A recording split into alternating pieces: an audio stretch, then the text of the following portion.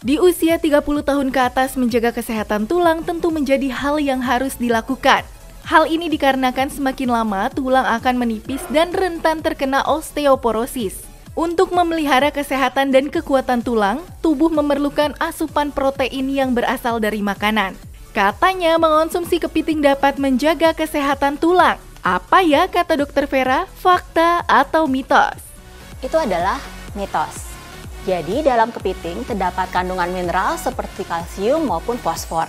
Kita semua tahu bahwa kalsium maupun fosfor berfungsi untuk menjaga kesehatan tulang dengan cara membantu menyerap kalsium maupun membantu mineralisasi pada tulang kita. Tetapi jumlah fosfor maupun kalsium dalam kepiting ternyata hanya 20% dari rekomendasi asupan harian. Jadi tetap dibutuhkan asupan lain yang tinggi kalsium maupun fosfor. Fakta mitos selanjutnya, katanya kepiting dapat meningkatkan kesehatan mata. Bener nggak ya? Mata sendiri merupakan salah satu organ terpenting. Siapa sih yang nggak mau punya mata yang sehat? Tapi itu fakta atau mitos ya? Itu adalah fakta. Jadi dalam kepiting mengandung kandungan omega 3 yang cukup tinggi, terutama kandungan EPA dan DHA-nya. Kita mengenal semua bahwa DHA mempunyai fungsi untuk menjaga kesehatan retina pada mata kita. Dengan kesehatan retina yang lebih baik, otomatis kesehatan mata secara umum akan lebih baik dalam fungsi penglihatan seseorang. Saat hamil, konsumsi makanan menjadi salah satu hal yang penting untuk diperhatikan. Tapi bagaimana ya dengan kepiting? Karena katanya ibu hamil tidak boleh mengonsumsi kepiting. Tapi ini fakta atau mitos? Itu adalah mitos. Jadi yang pertama, ibu hamil sangat penting untuk mengonsumsi kepiting. Terdapat kandungan protein yang cukup tinggi pada saat kita mengonsumsi satu porsi kepiting, yaitu sebanyak 15 gram. Kita tahu semua bahwa konsumsi protein penting untuk menjaga agar kandungan tetap sehat dan tetap terpelihara dengan baik. Yang kedua adalah kandungan B12 atau B9 atau asam folat yang cukup tinggi pada kepiting.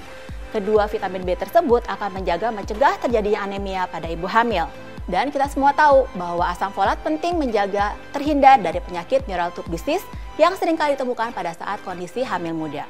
Tetapi hati-hati, ketika kita mengonsumsi kepiting, penambahan garam akan meningkatkan kandungan natrium pada kepiting. Dikhawatirkan, konsumsi natrium yang terlalu tinggi akan membuat ibu hamil untuk rawan mengalami tekanan darah tinggi dan akan terjadi penimbunan cairan seperti bengkak pada kaki. Sehingga konsumsi kepiting pada ibu hamil tidak boleh terlalu sering maupun terlalu berlebihan. Penyakit jantung masih menjadi salah satu penyakit mematikan. Berdasarkan data WHO, penyakit kardiovaskular merenggut nyawa 17,7 juta setiap tahunnya. Berolahraga mengonsumsi makanan yang membuat jantung lebih sehat menjadi cara yang mudah dilakukan. Lalu bagaimana dengan mengonsumsi kepiting ya? Itu adalah fakta. Sebenarnya dalam kepiting terdapat berbagai zat yang berfungsi untuk menjaga kesehatan jantung kita. Yang pertama adalah kandungan omega 3. Kita semua tahu bahwa omega 3 berfungsi sebagai anti radikal bebas dalam tubuh kita, selain juga mencegah terjadinya peradangan dalam badan kita. Nah, kedua zat tersebut tentu saja memberikan efek proteksi untuk mencegah terjadinya kelainan jantung. Yang kedua, ternyata dalam kepiting mengandung banyak vitamin C, vitamin B12 maupun asam folat. Ketiga zat tersebut ternyata membantu untuk meregulasi kandungan homocysteine dalam tubuh kita. Homocysteine akan menjaga supaya tidak terjadi gangguan baik pada serangan jantung maupun pada serangan stroke. Tetapi hati-hati, pada penderita darah tinggi, ketika kita mengonsumsi satu porsi dari kepiting atau kurang lebih 2 sendok makan kepiting, ternyata akan memenuhi 1/4 dari rekomendasi asupan natrium dalam seharinya. Nah, belum lagi apabila kepiting tersebut diolah dengan menambahkan berbagai macam bumbu dapur yang mengandung tinggi natrium. Peningkatan asupan natrium yang cukup tinggi akan berkorelasi dengan resiko peningkatan tekanan darah dan akan menimbulkan gangguan jantung pada seseorang yang memiliki penyakit hipertensi. Udah dijawab ya semuanya sama Dokter Vera? Nah, sebelum mengonsumsi kepiting, simak dulu tips berikut ini. Sebelumnya, kita wajib mengetahui jenis-jenis krustasea yang banyak beredar di Indonesia. Yang pertama adalah golongan rajungan. Golongan rajunan adalah golongan krustasea yang hidup di perautan dalam.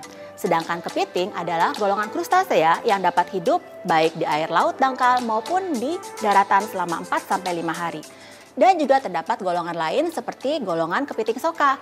Kepiting soka ini memiliki kelebihan karena kita dapat memakan cangkangnya. Di dalam cangkang maupun kulit dari kepiting terdapat zat gizi yang penting, yaitu golongan chitosan maupun golongan karotenoid. Chitosan berfungsi untuk membantu menghambat penyerapan dari kolesterol maupun lemak di dalam tubuh, sehingga membantu untuk menurunkan kadar kolesterol jahat dalam tubuh kita. Ketika membeli kepiting, biasanya di supermarket kita bisa menemukan kepiting dalam kondisi segar maupun dalam kondisi beku.